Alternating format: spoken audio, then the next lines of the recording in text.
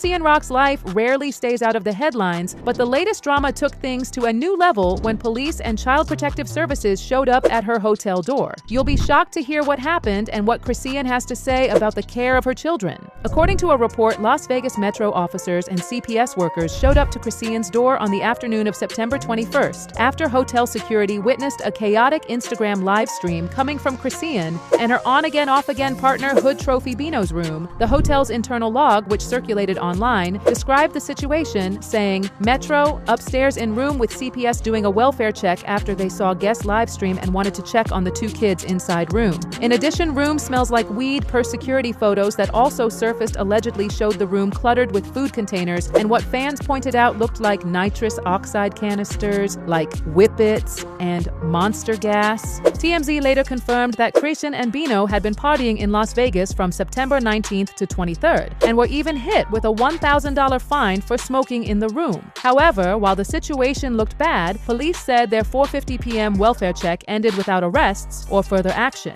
But the optics of CPS questioning them while children were present set social media on fire, as many wondered if Chrisean was actually the right person to take care of her children at the moment. This isn't the only family strain weighing on Chrisean either, as she's also been candid about the struggles of raising her first child, Chrisean Jr., the son she shares with rapper Blueface. With Blueface serving a prison sentence, she has had to shoulder the responsibility alone, and that has also meant that she hasn't been able to be there for her son at all times, especially with her career. Over the past few months, Chrisean's sister has been the one caring for Chrisean Jr., which is why many fans have been discussing whether Chrisean should be taking care of her own children at all, especially while dealing with everything else in her life as well. People have also pointed out that the reason she might have trouble with Chrisean Jr. in particular could be because of the fact that many have observed some behavioral issues coming from the child. In a heartfelt sit-down with the Danza Project, Chrisean has actually tried to set the record straight, even growing emotional as she explained why she keeps her son largely off social media despite everyone constantly worrying about his well-being. She said,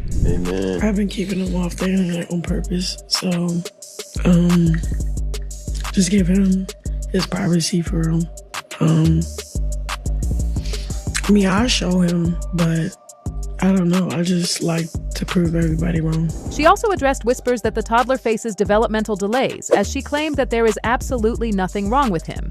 Because I believe in Jesus, and I believe, I don't know, there's nothing wrong with my son. She went on to say that that determination to protect him comes from her own hard-earned experiences, especially from back when she first became a mom, as she admitted that she had been extremely vulnerable on the internet, and even admitted that she perhaps wasn't mentally ready for any of it, saying, "I was ready because I love hard, but I was broken, and I feel like I had nothing left." Now, Chrisean claims that it is due to her religious journey that she has been able to find a better path, and feels like she has had a great mental shift that has helped her through even everything concerning Blueface. With him behind bars and, as she put it, not accepting Junior as his own, she has had to build her confidence as a parent from scratch, even admitting that she had been very scared for the future, but that she is now in a way better place and focused on growth. However, to many people on the internet, the CPS visit at the MGM Grand does seem to go against much of what she's discussed about her growth. Supporters, meanwhile, pointed to the fact that authorities left without action as evidence that the scare was blown out of proportion and that this could have merely been a fluke in her journey. Some people even pointed out that it didn't look like her kids were even exposed to what had happened. They had multiple rooms. Her kids were not in that room. Through it all, Chrisean hasn't shied away from acknowledging the chaos, but says she's committed to doing better. Between juggling music, public scrutiny, and the reality of co-parenting with an incarcerated ex, she admits the pressure is intense. Yet she insists that her son's well-being is her priority and that she's learning to shut out the noise, especially because of her will to prove everyone wrong.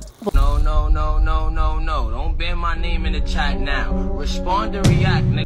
Cenat just got blindsided in real time after footage started spreading that his girl might be creeping on him, and the way he reacted on camera makes everything 10 times worse. Not long after that footage started surfacing, Lil Che jumped on Instagram Live and started crashing out on Kai like he's been waiting to unload on him. He started accusing Kai of siding with his ops, fake energy, and switching up. Here's where he first snaps and starts calling Kai fake on live. Y'all sucking real ops dick. Real ops. It's not no Kai Cenat. The reason why I don't like Kai, you wanna know what's crazy? I'll tell y'all. The reason why I don't like Kai is because he be on my real ops dick. He knows it. They all know it. Everybody know it. My real fans know it. What makes it even weirder is that he never explains what actually triggered him. To go out your way and just be on a dick and just keep hating on TJ, who's your age, and you want some older niggas. It's kind of crazy. I'd rather you just stay out the way. So it gets me mad and get emotional. I used to never have outbursts before because there wasn't nothing as triggering as this that I'm facing now. 1 second he's talking about the algorithm not understanding him. Then he's ranting about how Kai supports people he doesn't rock with. Then it jumps from rants to full-on obsession. I want to see how good your PR is. Come up with something. Respond and react. Anything else you was going to respond to and say, oh my gosh, I'm such a civilian. He's bothering me. No, you was on the ops. You asked for this, nigga. It's over. And I'm not coming at you with no gangster shit. Respond, you sicko. Meanwhile, Kai's on stream, acting like nothing is happening while this man spirals in real time. Kai even DM'd him, trying to figure it out. He straight up asked, "What did I do to you?" That's when Jay hit him with the longest accidental essay of his career. We're talking back-to-back-to-back paragraphs about loyalty, ops, fans knowing the truth, trauma, and fake love. Half of it didn't even connect, but you could tell he wanted Kai to feel guilty about something he never actually said out loud. And then he made it even stranger. In the middle of talking about ops, he throws in this slick jab, basically saying Kai is probably just mad about his girl. I figured it out. Nigga probably just mad about his. But that's not where it stopped. He didn't just come with words. He wanted embarrassment. He literally dared Kai to go through his girlfriend's phone live on stream and react. We keep on coming while we running for your juice, steady. Keep on busting at the boots. You know the rules. Why bring her up unless she has something to do with the disrespect he claims he's feeling? People forget this isn't the first time he's aimed smoke at Kai. Last year, he basically called him and Aiden Ross culture vultures. I might sip lean a little now and then. Actually, less than you. Racist nigga. I look like I take perks because I'm black, right? I know. He told me. I bet. I sent him a voice note about how I feel like he a culture vulture. He told me he's not watching that. He's watching the election. And that I need to stop taking perks. That's what you think about niggas.